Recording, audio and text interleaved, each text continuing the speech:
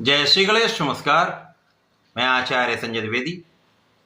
मेरे समस्त प्रबुद्ध दर्शकों का मेरे चैनल पे हार्दिक स्वागत है। प्रिय दर्शकों, आज मैं वृषभ राशि का अप्रैल माह का मासिक राशिफल लेकर आपके सम्मुख उपस्थित हूं। अप्रैल माह में ग्रहों का महासंयोजन बन रहा है। ग्रहों के इस महासंयोग से समस्त राशि के जातकों को कुछ विशिष्ट प्रभाव प्राप्त भी होंगे, कुछ बड़े लाभ की प्राप्ति अवश्य होने वाली, क्योंकि इस माह में मंगल का, बुध का, सूर्य और शुक्राचार्य का राशि परिवर्तन होगा, जो अत्यंत महत्वपूर्ण परिवर्तन कराने वाले हैं। राहु के प्रभाव से ये मुक्त होकर अत्यंत विशेष प्रभाव देने वाले। वृषभ राशि के लिए यदि हम अवलोकन करें तो प्रारंभ में आपके द्वितीय भाव में गुरुदेव बृहस्पति का गोचर चल रहा है, जो मार्गी होकर आगे बढ़ रहे हैं।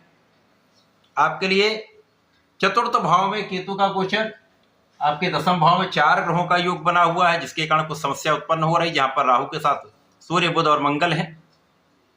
आपके एकादश भाव में शनि का गोचर चल रहा है तथा द्वादश भाव में लग्नेश शुक्राचार्य का गोचर आरंभ हो चुका होगा। इस माह में पहला परिवर्तन मंगल का है। मंगल राशि परिवर्तन करेंगे, दसम भाव से एकादश भाव में जाएंगे।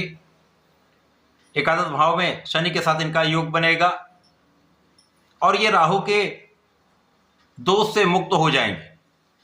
10 अप्रैल को 66 दिनों के बाद बुध का राशि परिवर्तन होगा, जब ये मीन राशि में अपने मित्र शनि के साथ गोचर करना आरंभ करें। 14 अप्रैल को सूर्य का भी राशि परिवर्तन हो जाएगा। इस प्रकार से 3 महत्वपूर्ण ग्रह राहु के दुष्प्रभाव से मुक्त होकर एकादश भाव में पहुंच जाएंगे, जहां पर चतुर्ग्रह योग बनने वाला है।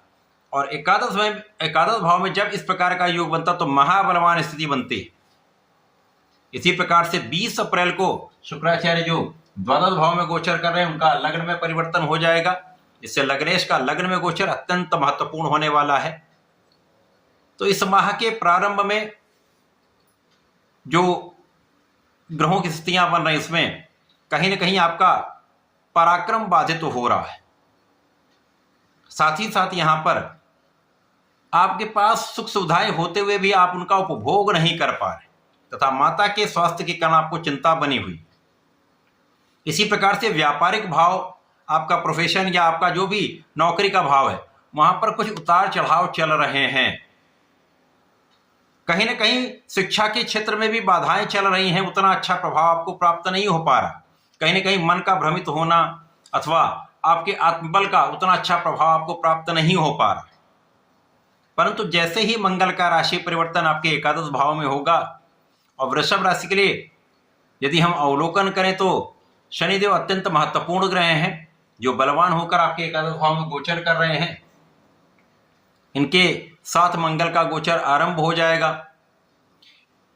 तो जो आपके जीवन साथी के साथ समस्याएं चल रही थीं, जो स्वास्थ्य समस्याएं थीं, जो अकारण व्यय हो रहा था, जो क्लेश बना हुआ था, वो दूर हो जाएगा। आपके सामंजस्य में वृद्धि हो जाएगी तथा आपसी प्रेम बढ़ेगा। साथ ही साथ यहाँ पर आपके ज्ञान की स्थिति पहले से कहीं अच्छी स्थिति में होने वाली है, क्योंकि अब आपका मन लगेगा। आपकी ऊर्जा का आप सही उपयोग अपने शिक्षा के क्षेत्र में कर पाएंगे और आपका मनोबल भी पहले से अच्छा होने लगेगा। यहां पर आप कर्मठ होंगे तो अपने कार्य क्षेत्र में अपना संपूर्ण प्रयास कर पाएंगे। जैसे जैसे ये गोचर आगे बढ़ेगा और यहां पर बुध का परिवर्तन हो जाएगा, एकादश भाव में शनि के साथ बुध और मंगल का त्रिग्रह योग आपके एकादश भाव। प्रिय दर्शकों, कुंडली का एकादश भाव एकमात्र ऐसा भाव जहां पर समस्त ग्रह अच्छा प्रभाव देते हैं, चाहे वो निर्बल ग्रह हो, चाहे वो नकारात्मक ग्रह हो, चाहे किसी प्रकार का ग्रह, वो अपना संपूर्ण प्रभाव देता है। जो उसके कार्यकत्व का भाव है वो पूर्ण करेगा। अब यहां पर लाभ की स्थिति अत्यंत प्रबल होने लगी, तो जो व्यापारिक भाव बाधित चल रहा था, वो बाधा की स्थिति समाप्त होगी। आपकी बुद्धि का बल प्रखर हो जाएगा, आपका व्यापारिक भाव प्रबल हो जाएगा, आपके ज्ञान का भाव प्रबल हो जाएगा। साथ ही साथ नौकरी में, आपके व्यापार में, आपके प्रोफेशन में जो अवरोध चल रहे थे, जो आपके प्रयास के बाद भी आपको लाभ नहीं मिल पा रहा था, अब वो समस्त लाभ आपको प्राप्त होने आरंभ हो जाए। वृषभ राशि के लिए बुध अत्यंत महत्वपूर्ण ग्रह भी हैं, क्योंकि धन और पंचम के स्वामी हैं। अब गुरु के साथ चतुर्दशम का संबंध भी बन गया, आपकी बुद्धि कुशाग्र हो गई, आपकी ऊर्जा सही दिशा में लगने लगी, और शनि का बल आपको कर्मठ बना रहा है, आपकी संपूर्ण सुरक्षा भी कर रहा है, आपको योग्य भी बना रहे हैं शनिदेव। साथ ही साथ गुरु का प्रभाव आपको बहुत संतुलित बना रहा है, धैर्य दे रहा है, आपको प्रभावशाली बना रहे हैं। इसके साथ ही साथ यहां पर इस माह से आपकी संपूर्ण सुरक्षा भी होगी, आपकी आयु की भी रक्षा होगी, आपके पुरुषार्थ में वृद्धि होगी, आपकी क्षमता में वृद्धि होगी, आपकी योग्यता में वृद्धि होगी। तो निश्चित रूप से आप सफल रहने वाले, कहीं कहीं पर कोई बड़ी समस्या नहीं है।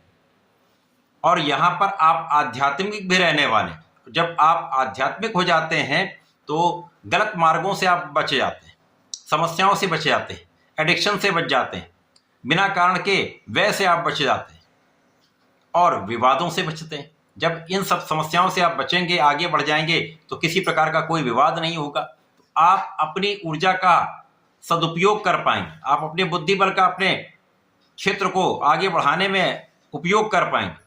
तो चाहे शिक्षा का क्षेत्र हो, नौकरी का हो, आपका अपना व्यापार हो या प्रोफेशन, समस्त दिशाओं में आप अच्छा प्रयास करके आगे बढ़ने वाले, सफलता की प्राप्ति करने वाले।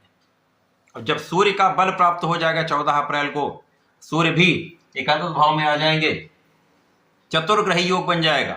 तो अभी तक जो माता के स्वास्थ्य में समस्याएं चल रही थी, माता के कारण आपको चिंता बनी हुई थी, या आपके पास सुख संसाधन है लेकिन आप उनका उपभोग नहीं कर पा रहे थे, किन्हीं कारणों से, आपके स्वास्थ्य के कारण, जीवन साथी के स्वास्थ्य के कारण, व्यापारिक समस्याओं के कारण, नौकरी की समस्याओं के कारण, या किसी न किसी अवरोध के कारण आप उतना सुखों का लाभ नहीं ले पा रहे। परंतु 14 अप्रैल के बाद से आप समस्त सुखों का उपभोग भी करेंगे, सुख संसाधन का लाभ भी मिलेगा, सुख संसाधन का आप प्राप्ति भी कर पाएंगे। यहां लोगों का पूर्ण सहयोग प्राप्त होने लगेगा।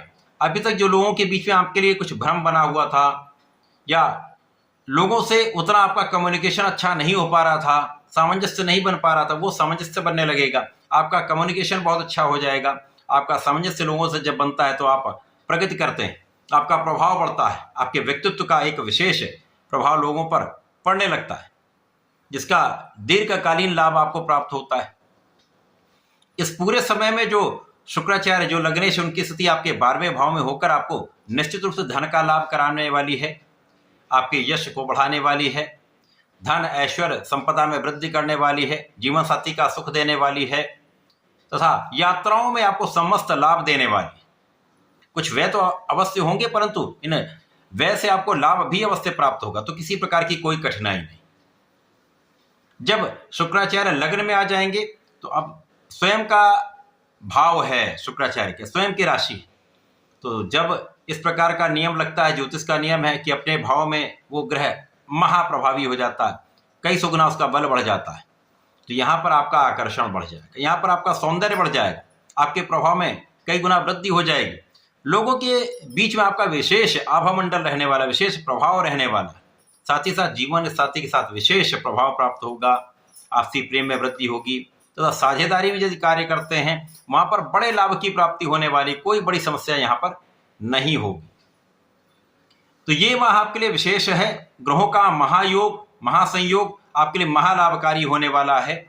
प्रारंभिक स्थितियां कुछ संघर्ष अवश्य देंगी, परंतु पहले सप्ताह के बाद से ही आपकी स्थिति अत्यंत प्रबल हो जाएगी और पूरे माह में आपको बड़े लाभ की प्राप्ति होने वाली।